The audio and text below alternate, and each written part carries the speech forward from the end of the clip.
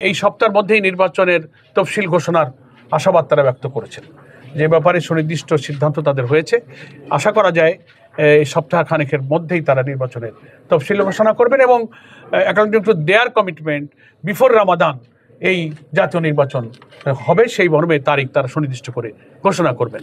Level playing field সম্পর্কে নিশ্চিত করতে পারেননি এবং পারেননি যে বিদ্যমান প্রশাসনিক অবস্থার কিছু তথ্য প্রমাণ স্পেসিফিক আমরা ওনাদের সামনে তুলে ধরে বলেছি যে এই অবস্থা থাকলে এটাকে আমরা লেভেল প্লেইং ফিল্ড হিসেবে গ্রহণ করব না, সুনির্দিষ্টভাবে আপনাদেরকে পদক্ষেপ নিতে হবে এবং after declaration of schedule election কমিশনের কাছে সব এখতিয়ার চলে আসবে প্রশাসনকে যথাযথভাবে নিরপেক্ষ রাখা, প্রয়োজনে রদবদল করা।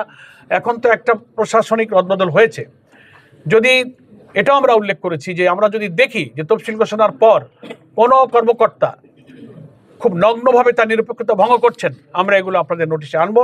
ওনারা কথা দিয়েছেন যে শুধু সুনির্দিষ্টভাবে আমাদের নোটিশে আনলে আমরা তাৎক্ষণিক পদক্ষেপ গ্রহণ করব।